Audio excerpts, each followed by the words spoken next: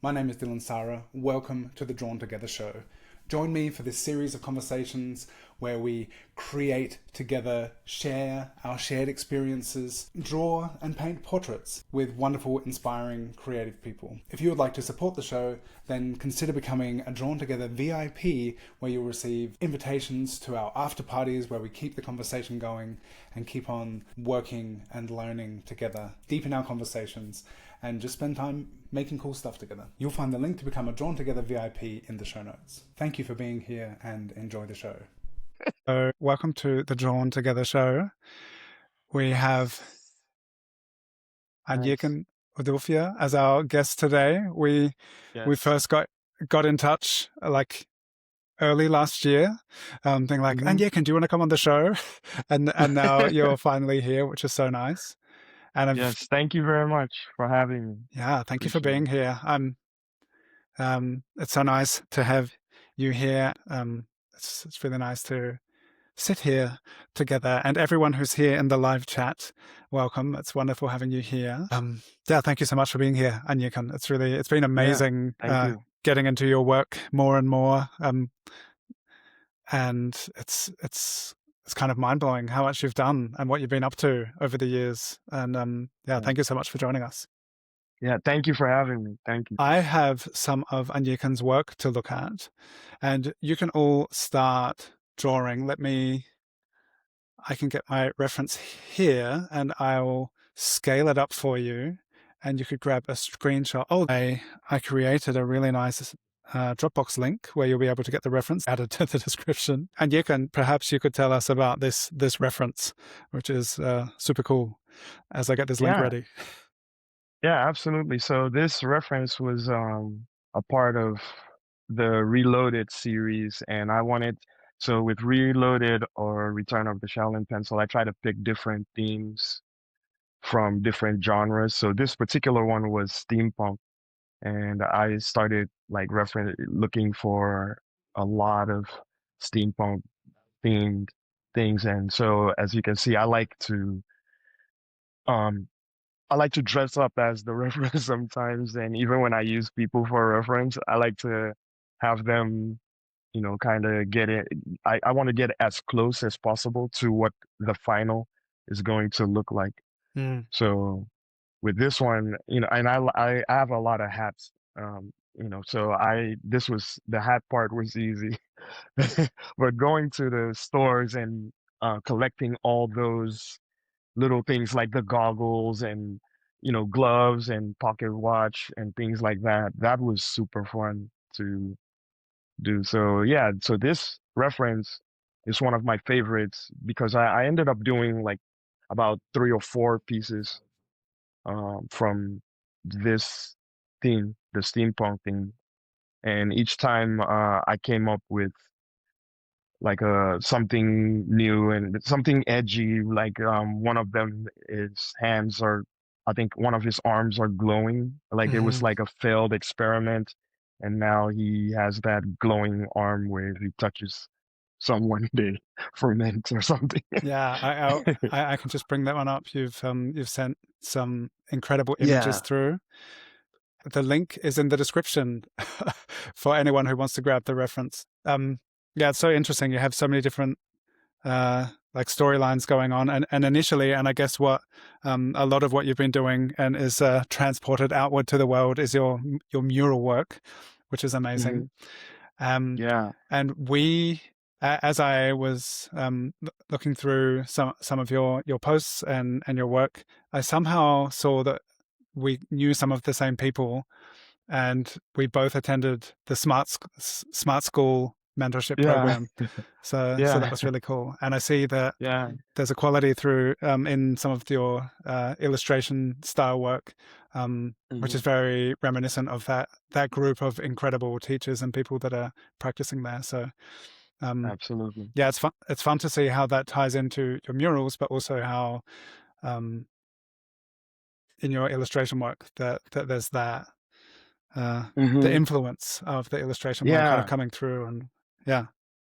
Yeah. It's smart school is like it's like the what is that X-Men school, the Professor Xavier School for the gifted, because it's like just the learning from the mentors is one thing, but also from the students.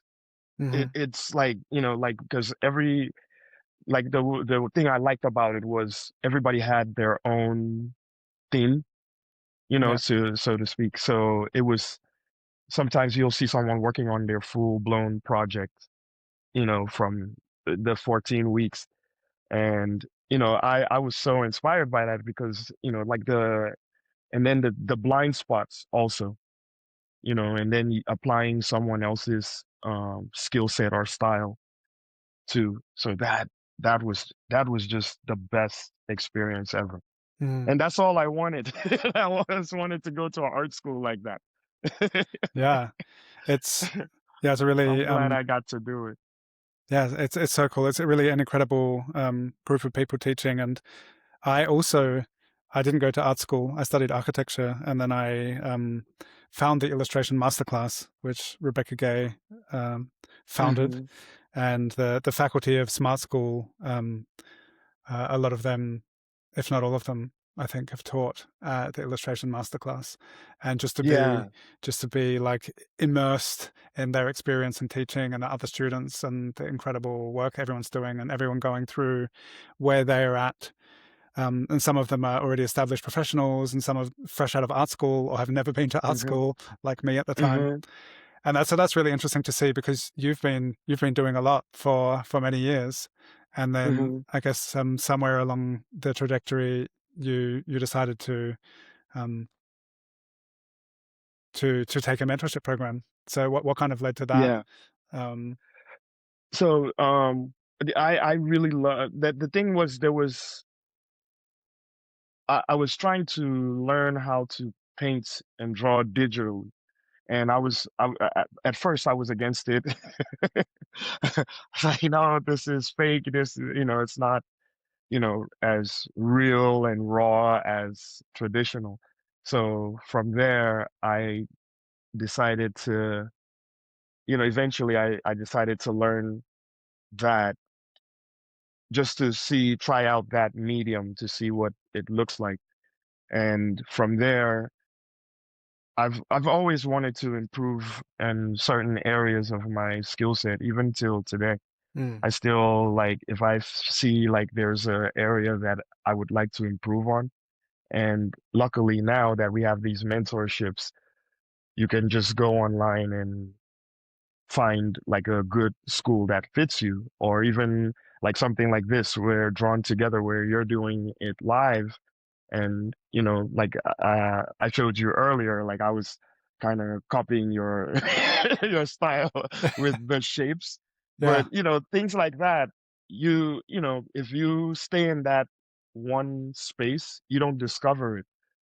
So for me, I'm always curious to see like how far I can take it. Where else can I take this? Mm. Oh, so we're drawing, or are we starting to Yeah, draw we right can now? Okay. if you're able Draw to and talk. if you're able to draw and talk at the Yeah. same time, but you've got a head start. Yeah. You already got your drawing I know. down. So I've practiced a lot of drawing and talking. Yeah. So yeah, feel free to just talk, and I have if there are any of your pieces that you would like to share, bring them up because Hmm. that's been really amazing for me to see that you have the murals, the illustration, and seeing there's a lot of your work online, and also interviews from Hmm. like over the past 10 years that I've been able to see, and I was like, oh wow, there's Wow. Yeah. like people have been really interested in your murals and your work, and your origin story is really amazing. Um, Coming from working your security shift, you just showed us an image Yeah. earlier that you're working on while you were at your security gig. Um, Yeah. and there's like, yeah, so many different things you've been doing. And so it's really interesting. I um, yeah, with that, I'm not sure if it's a pivot or it's a parallel thing because you've had lots of kind of themes that you've been working with through your work, whether it's Hmm. on the walls or the illustration. Um, that yeah, to decide to lean into illustration, like you have a Magic the Gathering card, Hmm. and you've been doing a lot of like comic book cover style work recently. Hmm. Do you have any published in comics, or is this an ambition to kind of lean into comics a bit more? So um, it's a little bit of both. So I've done like underground stuff that wasn't really, out there, but not the big two or so. Hmm. So right now that's because the Magic the Gathering stuff was inspired by my experience with Smart School and learning that style. And I have a ton of those books here, and I just love that art style and a lot of the artist styles, different artists, that painterly style of telling stories and things like that. So I've always been interested in that style of art. So now I'm going back to the very early beginnings, which was comics, because I mean, I've told this story a lot of times. My parents, by default, kind of introduced us to comics, but they didn't know that that's how you inspire children to become, because first time seeing Spider-Man, and Superman and Batman and all these different superheroes. And then my older sister, she was busy drawing all the female characters like Wonder Woman. She was really good at drawing that. So I tried to emulate or copy her. And then my younger brother tried to copy me. And we just kept drawing like that. That's So cool. the problem started when I was, I think when I finished high school, I was like, this is what I want to do. I didn't know it was called illustration. I didn't have a name to it. So my parents were against it Hmm. completely. And, I just kept pushing, being a rebellious teenager and young adult. So I just kept pushing for it. And even when I was back home in Nigeria, so what I noticed was a lot of signs. Um, People didn't have basic signs for their businesses. So Hmm. sometimes they would just write on a cardboard box, or Yeah. they'll just write with paint on a board. Like they'll write barber here or something like that, and then they put an arrow to show like, oh, the barber is here or something like that. Or even restaurants, they'll just be like, oh, food or food here or something. Because, once one person does it, everybody copies. Yeah. And we're talking about Nigeria here. So, so there's just like food here, Yeah. baba here. Nice. So I had this idea of um so I went to a place where they discard like wood, or like behind all these carpentry places, because they would discard a bunch of, some of them like nice looking panels. Yeah. So I started taking those panels and I would actually paint um someone's head and like a hand holding a clipper, cutting it. And then I would go to those people and say, okay, what is the name of your business? I'll write it here now and you pay me, Oh, cool. you know. And that works So out. it started like that. And it worked out. So the more I did it, the more then it started becoming on demand. Like people started saying, "Oh, who did that?" And they go, "Oh, this kid." And people will come reach out to me and go, "Okay, someone else wants their thing done," and so on. So it was a good way for me to kind of accumulate pocket money, because I was in boarding school. Yeah. So when school was out, I did that for pocket money. And so again, this created a huge um I guess, friction between me and my parents, because not, they did not agree with that lifestyle, because, they were like, you're dealing with, street people here and, Hmm. all those kinds of things. But the name kept growing. And the funny thing was my parents kept switching schools. So I was supposed to study electrical engineering at some point. So I went to a technical school. And the only thing that I was known for was the drawing. Hmm. So even the principal and people like that would commission me to draw their portraits of their family and even Nice. themselves. So my parents were like, okay, we don't know what to do with you anymore. Like, but you're not doing this for a living. You're not gonna do this. And at the time, it didn't help because hip hop was on the rise at that time, 90s hip hop, at the golden era. So imagine, so I'm thinking, so I start seeing these album covers and I'm like, wow, these album covers were drawn or painted Yeah. by someone. So Yeah. this is what I want to do. And I couldn't make it worse. 'Cause imagine telling your parents, like, I want to be a hip hop album cover artist. And they, first of all, they don't agree with hip hop culture, talk less of me doing that for a living. So Hmm. it got to a point where, yeah, it was really frowned upon. And so eventually, luckily, my aunt who was here, um, decided to take a chance. And so she got me out here in 99 and So she told in me, Washington, you say? in Washington. Yeah, in Yeah. DC. Yeah. So, once I got here, 99, I think. So then my aunt was like, well, you're here. So, you know, that's the best I can do. So let's, maybe you can figure it out. So at that time, and prior to this, I thought that when I came here, I was just gonna dive right into it, like back home, but that wasn't the case. So one of my trips to New York at the time, I didn't know anybody in New York, so I would just go there, and I had a really bad portfolio. It was not bad as in good, but it was just awful.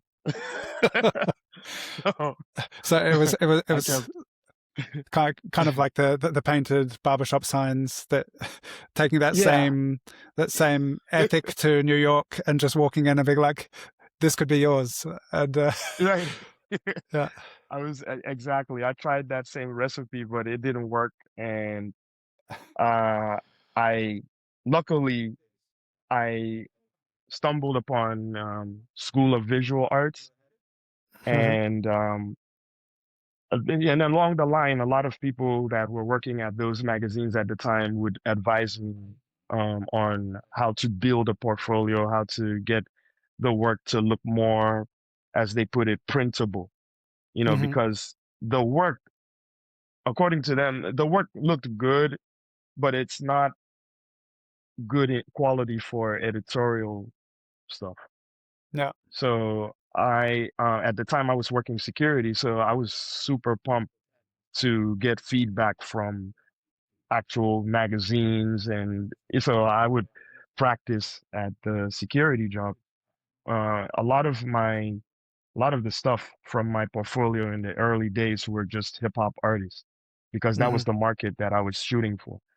So yeah, eventually in 2003, I was hired to do the very first illustration, and it was I think it was the one where I think Nas was getting married to Khalees at the time, and this was the illustration for it. Oh, nice. Yeah. Yeah, it was in this Uh, issue. and you're working on this So while you're doing your security job. yeah, so this Yeah. was the very first one that I did for XXL, and I think there was another smaller one, and I think it was Missy, and it was about her workout routine or something like that. And so this got me in the door because the main thing with at the time, with these breaking into this kind of industry was, you had to have what is known as tier sheets.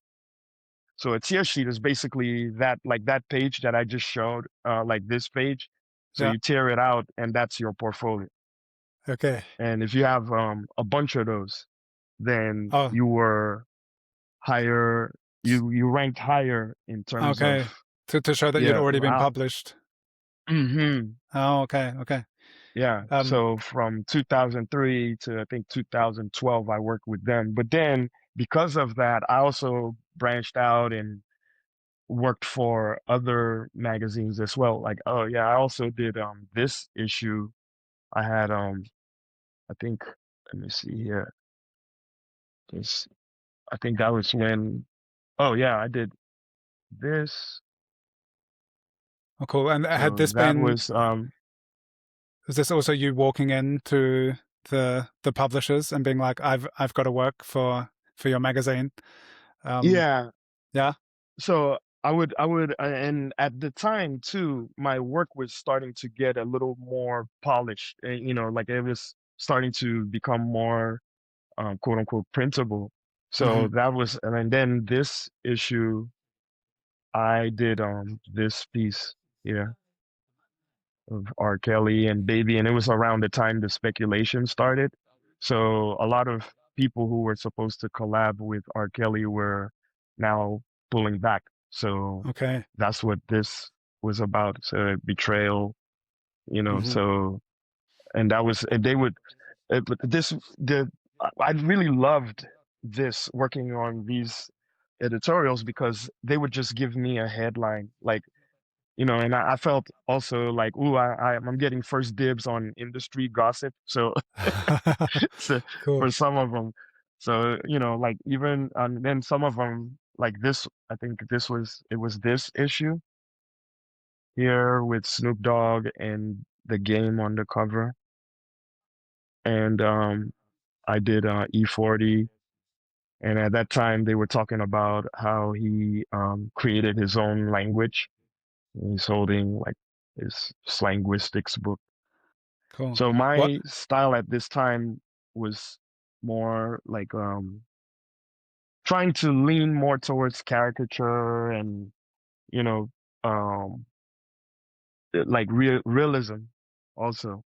And then Mm, there was a friend that I did a lot of these kinds of projects as well, like these book covers and things. And I like the fact that they let me sign my name on the front. And then I yeah. had Cool. this on the back because this was like a hip hop journal or journal of hip hop.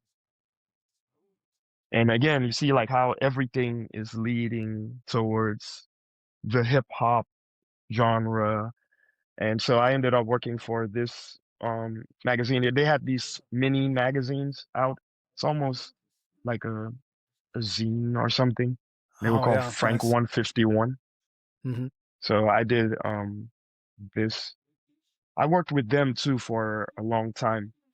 And then from there, um, there was a friend that was starting his version of that in DC, and that was called DC Pulse. And this was the first issue, and it was about the um, DC. They call Marion Barry. He was once a mayor of DC, Hmm. and people call him mayor for life here because of his impact. So that was the piece I did for that as well. And And all around of these at what this time time, was sorry, this go that you're ahead. working on? Just wondering, You like, say, around what year? yeah, so this came out, let's see, 2005. Okay. Yeah, so again, around this time, mind you, like all this stuff. So I was working like at least 4 jobs. This is another DC Pulse issue, and I did that. I liked the topic was starving artist, and they showed like the artist reaching for like he's blindfolded and reaching for money while juggling his art, and he's on a line, like how Hmm. they walk that line like those. Yeah, so I did a And did you? bunch of these. I also worked for another magazine called While You Were Sleeping. I might have that somewhere, but I'll show that later. So around that time, I was working for I think 3 other jobs along with doing these freelance illustrations. So I was working at a CVS. I was working security at night, and then I worked for a moving business as well. So the funny thing was these jobs really motivated me to push hard on the art to make it because work? yeah, because yeah, I security. I used to work 7 p.m. to 7 a.m. And Wow. the hours were like that, like 11 p.m. to 11 a.m., 7 p.m. to 7 a.m. So I would use that time to really crank out and practice a lot of work. And a lot of those pieces that I was showing from the magazines were done at the security job. Yeah. So, were there? So there was just a lot of time that you were able to spend drawing on the job. Did, Yeah. did it get did it get exciting sometimes? You have to like drop your pencils and deal with some issues. No, that's why I think I stayed with the night time because I Oh, okay. was, it was like it was an office building downtown. Okay. And usually, around that time, like 7 on down, it starts dying out because everything else around that time, everything else was in Midtown, Hmm. like the clubs, the bars, all that stuff. So downtown was basically like a warehouse. It Okay. was like almost completely empty. All right. So you just had to be a presence there. There was not really anything happening. Yeah. Okay. Yeah. So occasionally I would say something like, "Oh, I found a cigarette butt in the hall in the stairwell," Hmm. and that would be like the main Okay. emergency. I would just put that in the logbook, like, "Okay, I did some work today." So like someone had somehow stepped in out of the cold to smoke, and then Yeah, right. uh, yeah, it's I've it's really amazing hearing your story and how driven that is. Something it was just the past week I started listening to some of your previous interviews, and Mhm. you mentioned the Hero's Quest by Joseph Campbell, and hearing your Mm, story is like it seems you're totally living it, and that you mhm, like the call to adventure, um, mhm, which I'm wondering about the situation of your aunt, hearing about mhm, the nephew who really wants to do hip hop illustration, and bringing you mhm, over, and that being like the call to adventure, and then you um mhm. yeah, first you were just there and had to figure out how to make it work, and it's really incredible and inspiring to hear about how you persisted and were so driven to make it work. It's very cool. Yeah, thank you, thank you. So yeah, and that's, speaking of Joseph Campbell and the hero's journey thing. That's how a return of the Shaolin pencil happened. Once I Nice, nice, understood what it was, and I started cool. putting the pieces together. You know, Hmm. the call for adventure from my parents was them introducing these coloring books and comic books unknowingly to their Yeah. children. Yeah, yeah. You know, and then for me, it was when I think the moment, yeah, because I remember when I was a kid, I remember having, everything was just superhero based. There's so many.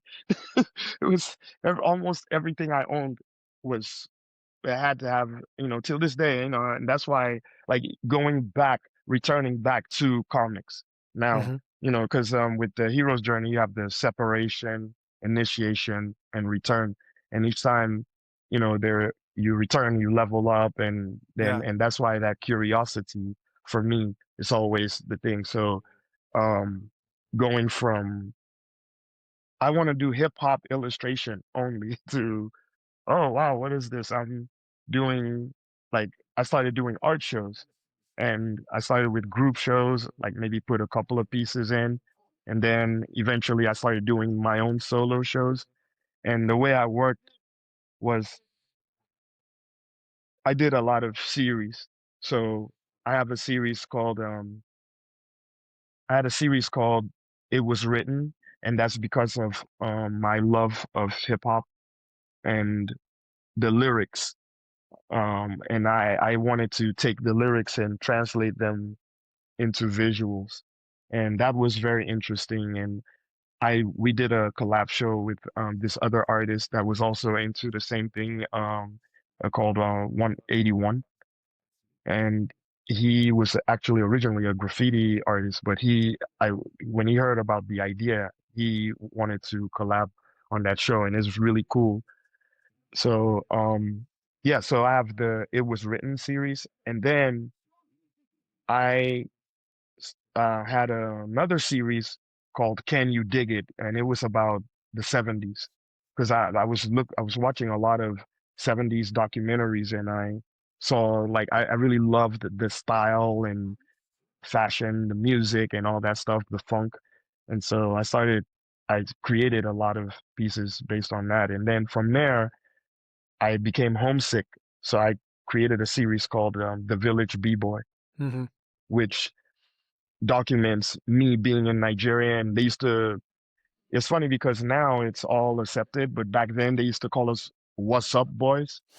because we were we were rapping and all that stuff. We would take a boombox to the soccer field, and everybody else is playing soccer, and we're over here rapping and doing like ciphers and try to copy hip hop culture as much as we can. Tying rags on our heads and all that stuff. Hmm. So that remembering that made me homesick of how simple it was and how fun it was. So I created a series called The Village B-Boy where I created images of what it looked like then and how it happened. Because and then another thing too was um it's a insult to call someone a village person Okay. back home. Yeah, like what are you from? Are you from the village? Why are you acting like so they so the funny thing was the village boys, they had access to a ton of mixtapes because they worked in the cities. We were going to school in our city. So they would travel and go work in big cities. And when they would come back, they had no clue what they had. So they would play these songs and you would go to the villages sometimes, like we would be passing through and you hear like Big Daddy Kane coming from this and like LL Cool J and all this stuff. And we're like just like young teenagers, we just walk straight to where it's coming from. Like, where'd you get this? Who's that? And they're like, yeah, this is blast music. Yes, blah blah blah. And they didn't know what it was. So we then sat down and we would listen to the tracks and go, oh, this sounds like Big Daddy Kane. This sounds like blah blah blah. So now we would give the Village B-Boy, the original Village B-Boy, the list and say, when you go back to Lagos, ask for these songs from these musicians.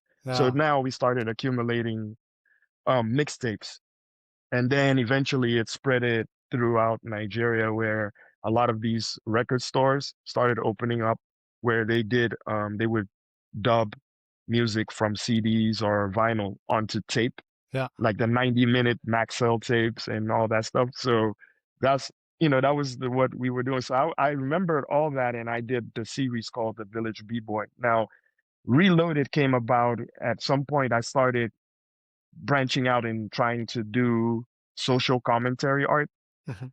but uh, um it was too harsh, and it was fun to look at, but it wasn't sellable.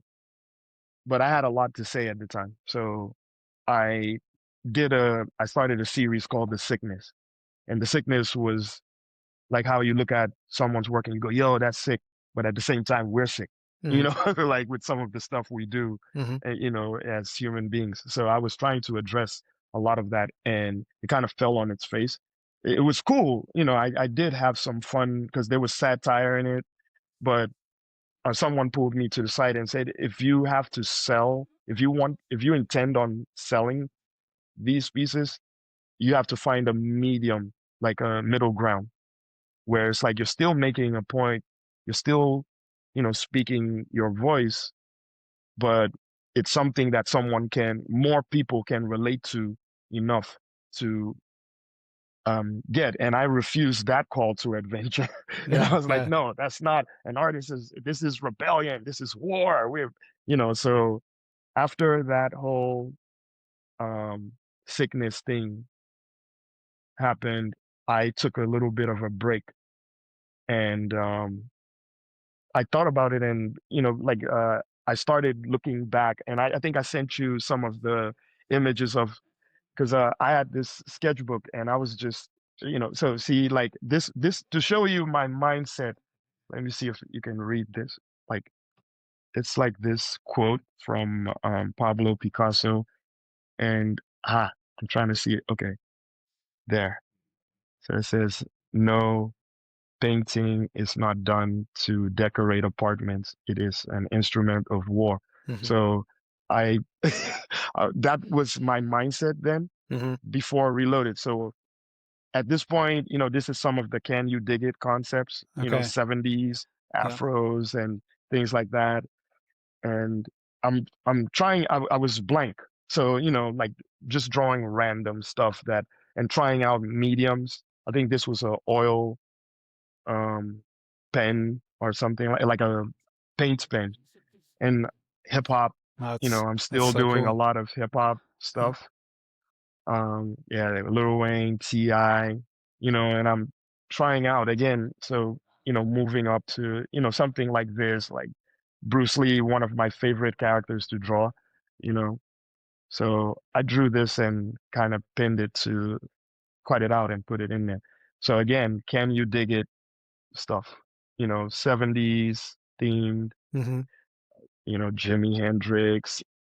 I'm just drawing random things because at that point I'm like, what? Okay, so if I can't, if I can't do, my social commentary, all right, what can I do? And I tried my hands on those, what I felt was commercial. So like things like this, like, oh, people would like this, they would. But then at some point, I landed at this. Hmm. And this came about because when I was back home, my logo, think I'm gonna find it somewhere because I brought some things from '95 that from home here. So my logo was a guy with a cap over his face, and he has a pencil in his ear. Hmm. That was my logo back home back then. I would just at some point I wasn't even signing my name anymore because my parents, so I started using that guy. And then I thought, what if I, resurrected that guy somehow and did something, you know, different or new with it. I like the idea of the pencil.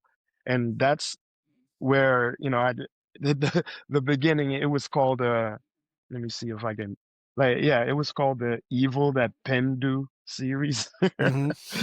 So I wrote it down here, and so I started doing these characters again, very heavily hip hop influenced.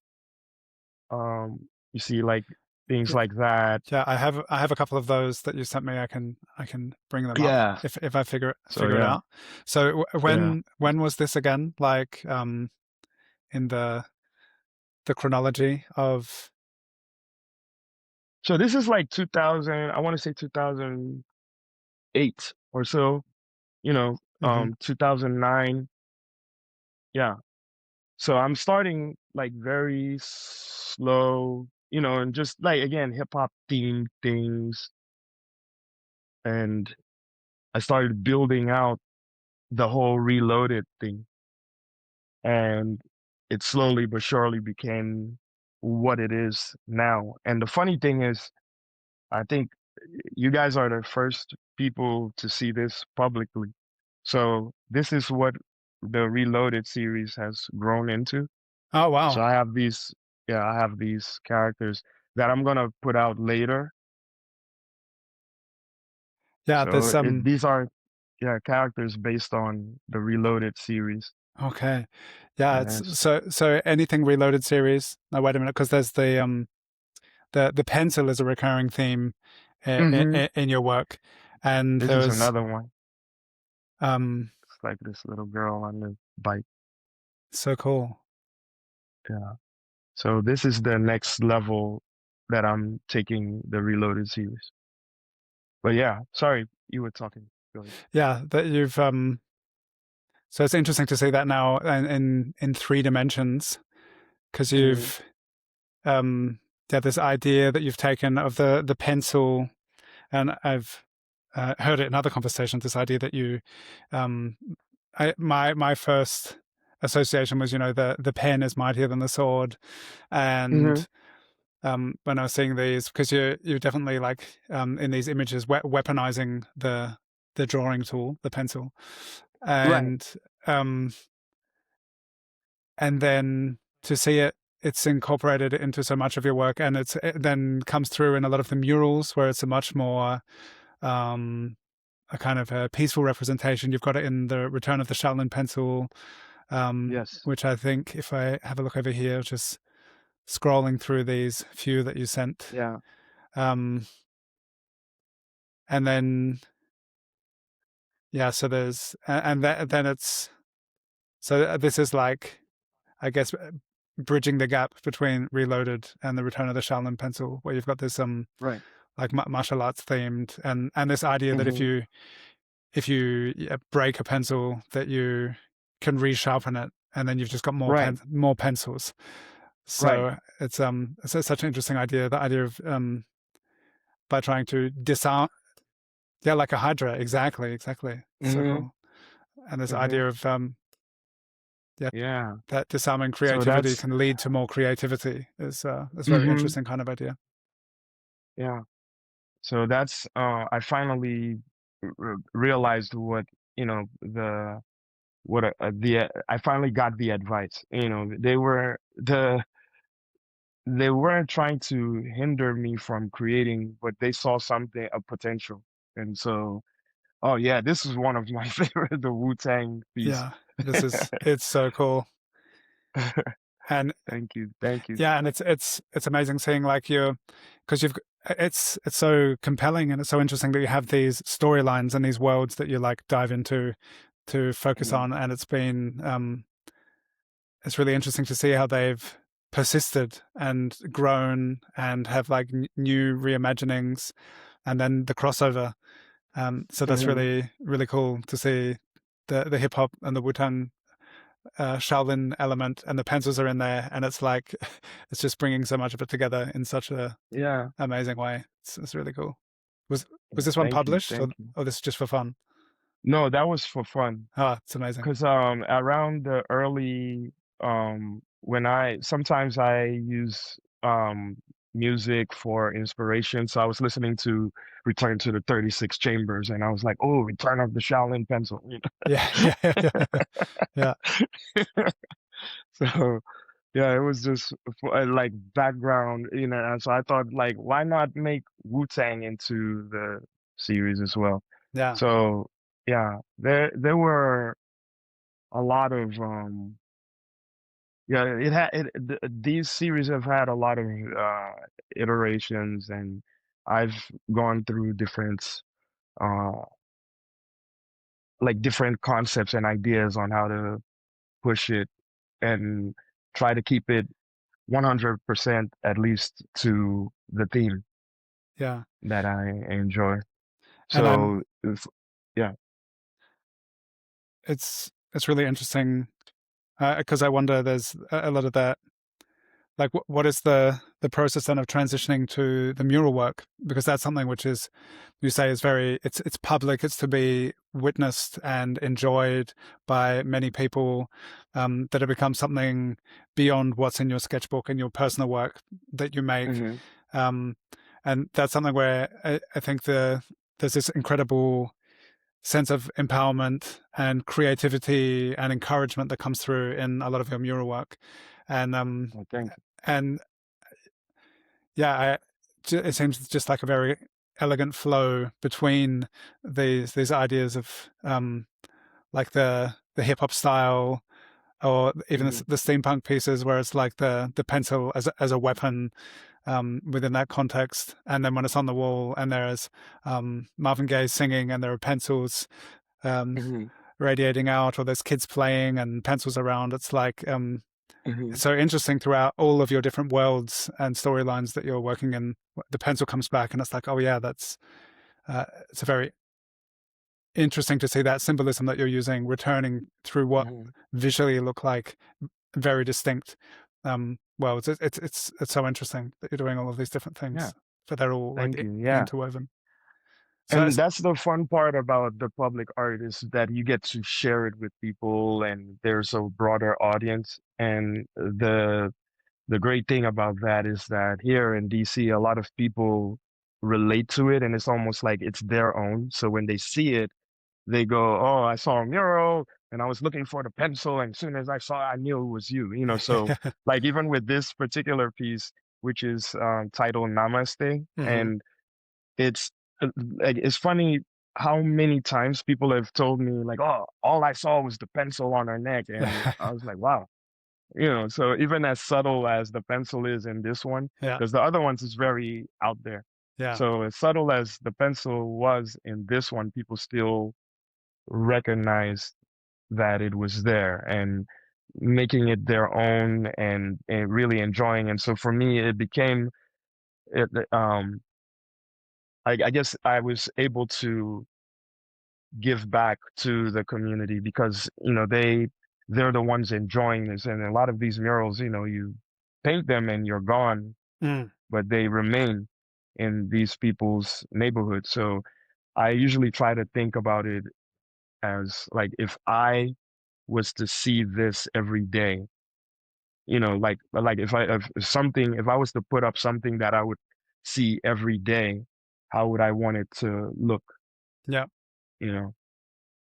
And yeah, and then I also try to implement some of the skills that I learned from Smart School, but that's still in the working because a lot of these because of sometimes how people are not quite exposed to things like Magic the Gathering art Hmm. to even understand why would you have you know, like someone on a horse with a pencil on their back, like, you know, and they go, what does that got to do with the neighborhood? It's like everything, Yeah. because that's the whole point. Like they've never seen themselves, just like I don't have a glowing arm, but when you see that piece, it creates like even these, the girls that I use for the references for these pieces behind me, Hmm. um, yeah, they've never seen themselves like that Yeah. before, and Yeah. it's empowering, you know, to see because it's funny, especially with this particular piece, because Hmm. I did it was two different people that did the same as like the game of death, you know, kind of thing, and I asked them if they've seen Game of Death, and they were like, no. And I'm like, okay, have you seen Kill Bill? And they're like, oh yeah. And I'm like, okay, so Game of Death, I guess came before Kill Bill, and that was the inspiration. So that was Yeah. the idea. I was, you know, like I was just kind of educating them on that, and they did an amazing job with the posing and embodying the character. Mm. And actually, the one here with the nunchucks, it's a huge mural here in DC, very huge on I think it's like New York Avenue. And to like people, that's the most one of the most talked about besides Ben's Chili Bowl, which is a historic restaurant here in DC. So that Hmm. was one of my claim to fame kind of pieces. Yeah. It's so cool. I think I've seen the mural version of it somewhere as well. And then there's Hmm. this I get from this piece, which was part of a bigger. Was this in a train station or something? I get smart Which school vibes from like compositional stuff in this, where you've got like these various walls interacting with each other, and there's the pencil on the back, and the ones where there's like this kid, and there's just, or you've got lots with kids in them that have real sense of hmm um yeah, like a really optimistic kind of sense of hmm creativity and Yeah. Like I said, it's just finally I understood what they meant by, you know, creating a medium ground because hmm I'm still doing the social commentary because that was what I was trying to do with the sickness series. yeah. And it just didn't, I just didn't know how to really drive the point across in the right way. And you know, art is a business, so you know, you got to treat it as such. And I don't know why I was completely against that then.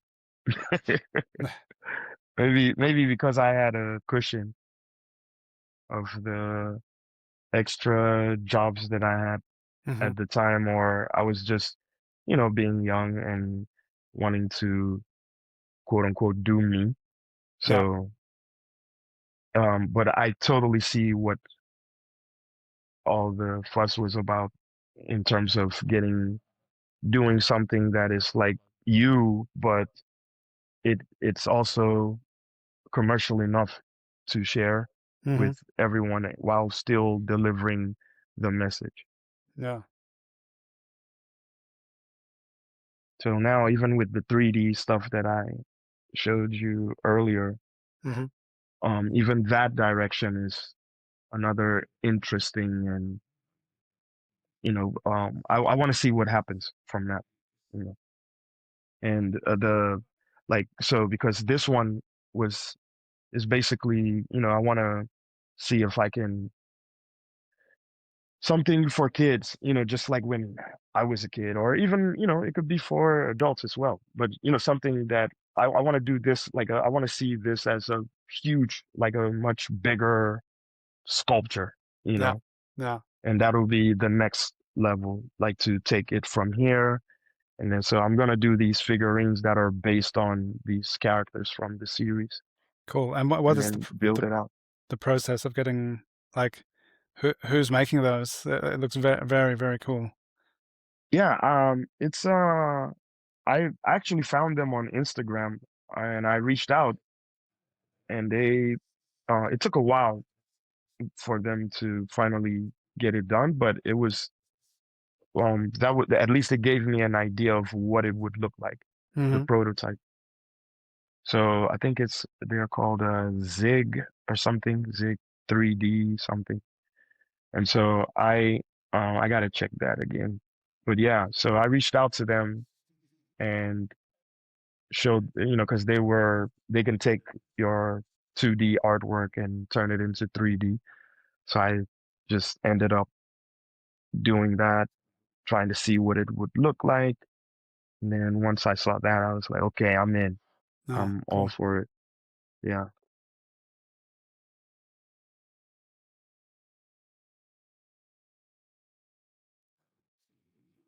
Yeah. From the drawing. Yeah.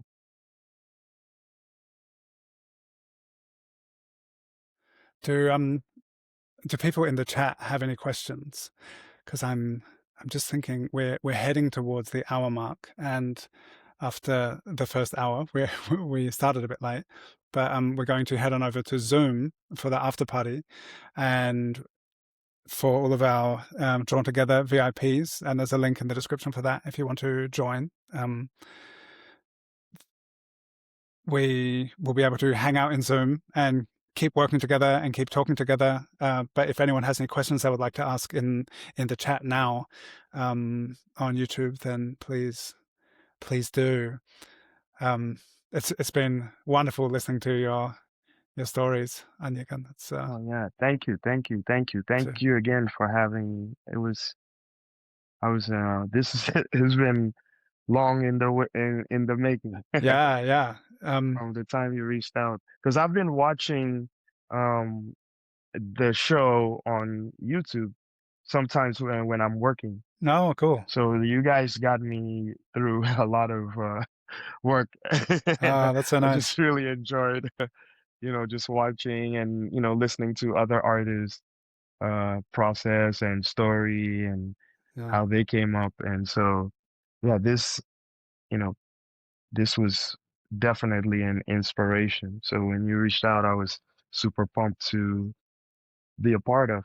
And cool. now here we are. Yeah, it's amazing. But I didn't I underestimated how quick the time could fly, Oh and yeah. I wasn't working, so now I'm like, oh, Well, it's looking let very me. cool.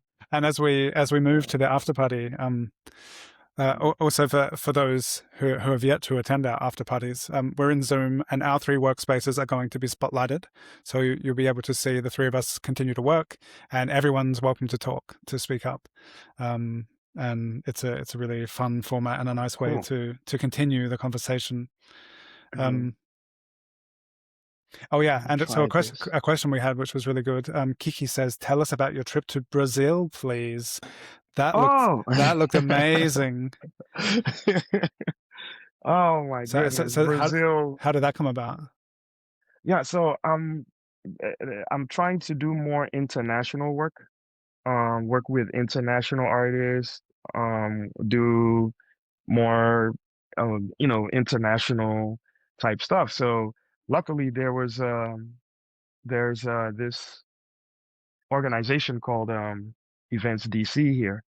So I happened to I went to an event and I discussed that with uh Angie Gates, who's the CEO, and she was like, "Yeah, we're going to Brazil. If that's what you want to do, we can actually use a muralist." And I was like, "Oh, cool, I'm down." Nice. So uh, first time going there, and just like everything, it's like there's a huge difference between what you hear and what you see there in person. Hmm. And it was just nothing short of amazing, the whole entire experience. You know, um, I worked with artists from Brazil, and it was like such a huge cultural exchange. They, like the the way everything was done, the weather, the vibes, the food, everything.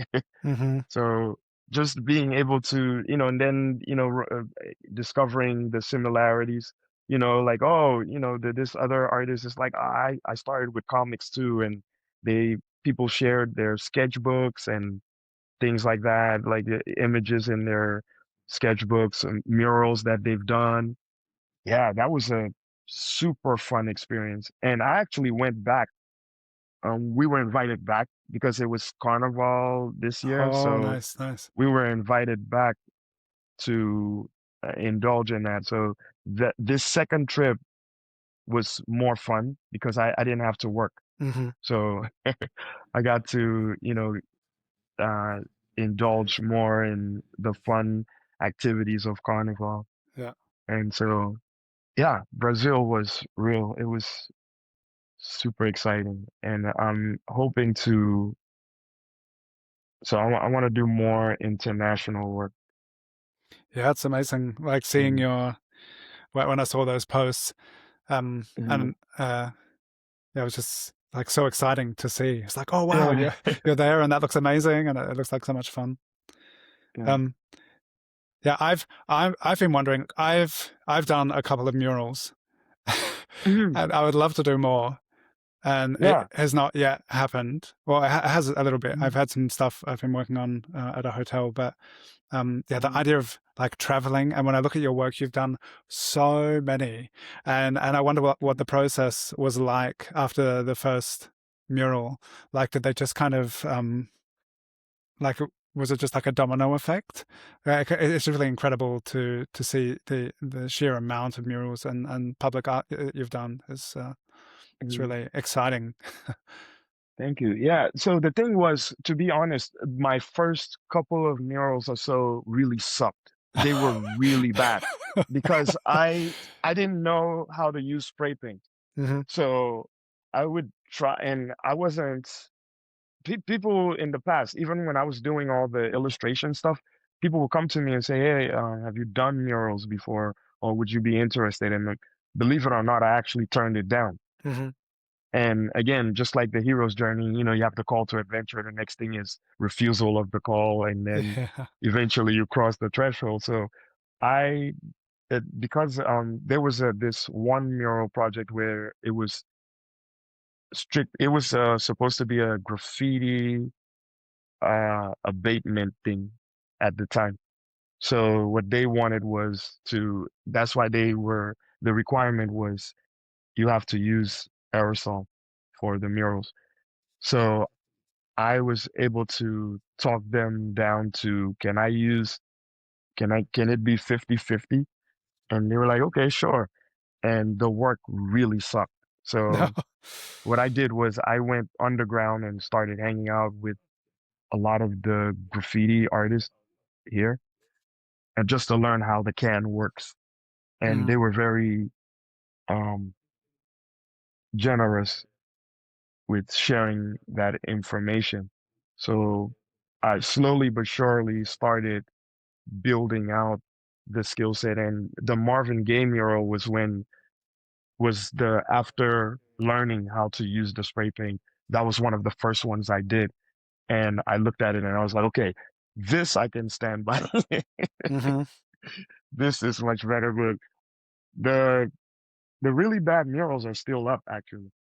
I like to yeah, I like to walk by and look at them and kind of think back on like what was going on in your head when you did this, Mm-hmm. kind of thing, like revisiting them. But yeah. That's it's interesting to have work that you think is really bad, and to have it be so public. Oh, it's Um, yeah, exactly. And it's still there. The other one I did so the first one was I think it was at a park and so it wasn't quite big. It was on a like this small brick uh construct at the basketball court that I play at. So that was cool. And then the step up was the next one was this other one that was at a Safeway. And that was the first time I realized like, okay, so yeah, if you sometimes you have to step in and take the wheel from the client because they'll make suggestions that could ruin your career. Because it was me and two other amazing graffiti artists that were working on that one, and at some point, Safeway wanted us to paint fruits and vegetables onto the mural, okay. and we were like, "You sell fruits and vegetables, and people know what Safeway is. So Yeah. why? What do you need that on? Like, you're just gonna put this in the middle of the composition and Mm-hmm. mess it all up?" And they're like, Oh, so "Yeah." you're already deep into the So, composition, and then they're like, "We want some yeah, fruits and vegetables." yeah. Okay. So till this day, that one is still up there, and that was when, it's one of, yeah, it was also really bad. So rendering and all that stuff. So yeah, I had to go back and look at, study. And till this day, everything that I feel like I need more, I probably need to learn this more. And I don't really care who I'm learning from as long as it's productive, it's something that I can actually utilize. Yeah. Yeah. Um, That's yeah, it could incredible be to a see young that you're. person, an old Yeah. person, whatever. And what excites me is the fact that I'm learning something Mm-hmm. new that I didn't know before, Yeah. and That's. I'll be able to implement it. Yeah. Yeah. So That just like idea of this, just. like I totally like this. I think I learned this from you, actually, the watercolor pencils transitioning to Oh, cool. yeah, Uh, yeah, and I think yeah, these are some of the pieces from I think some yeah. of the classes I took with you Yeah, as and well. I don't know Some of why these, I didn't realize. I must have seen these at the time if you shared them to the sketchy article. But you yeah, opened up this sketchbook and I was yeah, like, "What? You did my classes?" It's yeah, amazing. some of these, yeah, and I'm always open to learn from others Yeah, and and that's artists. And and this is, see, I'm trying to get to this level, like, so it's close, but it's not quite, so um, the shapes, like what you're doing now with Procreate, like hmm that's where I'm trying to do with this watercolor pieces, yeah, you yeah. know. So I I did also all these, I've yeah, wondered this how was, can the I was, Procreate work? How could because yeah. I did a pitch for a mural which would have been big, they Hmm. said maybe this year, but I took some of my Procreate pieces and I just in a mock up put them on the wall and I was like, if I scaled this up, if I did the Hmm. pieces in Procreate and then scaled it up to the wall, I think that could look so cool. I'm wondering how to transition from doing it digitally to what would like what would the sequence be for making it a physical piece? And I don't know. I hope Yeah, that still so happens this year. That would be really interesting. yeah, I hope so too. I hope so because I would love to see, and especially with your style, like I would love to see that style as a mural, Mm. because I think it would be very interesting. Um, Cool. Thank you. I the will. I will. yeah, I'll pitch it that way in future, and say yeah, international amazing artist Aniekan said this should be on a wall. So give me this job, absolutely. and it will be amazing. Yeah, we've reached the time to head over to Zoom. So All right. those of you who are here in the live stream, thank you so much. Give us a thumbs up, like the video, and subscribe to the channel because this is still a baby channel. We've made the Drawn Together Show dedicated channel, and we would love it to grow. So like and comment on all of our videos. But we're going to head over to the after party now. So if you're not All right. already on the Drawn Together VIP program, then you can follow the link in the description. And if you go over to Patreon and become a Drawn Together VIP, the most recent and the pinned post is a link, and you'll be able to come over and join the after party because it's going to be fun. And I look forward to seeing this bigger. And we're going to keep the conversation going. And yeah, so glad to have been sitting here with you for the past hour, and look forward to Yeah. continuing it over in Zoom. So come on Yeah. over. Yo, that looks really cool. You work really fast. I had a head start and y'all still, yeah. Wow. That's incredible. I love it. It's great. You've That is um wonderful. I love it. I love it. Wow. yeah. Thank it does look like me. It's perfect. I love it. Cool. Let's head over to Yeah. we'll head over to Zoom now. There's going to be oh yeah, the drawing hand emoji is in the chat. Put that in there too. That's great. Thank you. That means you've made it to the end and you put your drawing hand emoji in the chat or the comments. So there'll be a little moment of us getting set up and ready in Zoom, and then we'll start letting people into the after party. So head on over, and we're going to keep this conversation going over in Zoom very soon. And thank you so much, Aniekan, for joining us on our channel. Yeah, thank you. Thank you very much for having me, y'all. Thank you. This was fun. Yeah.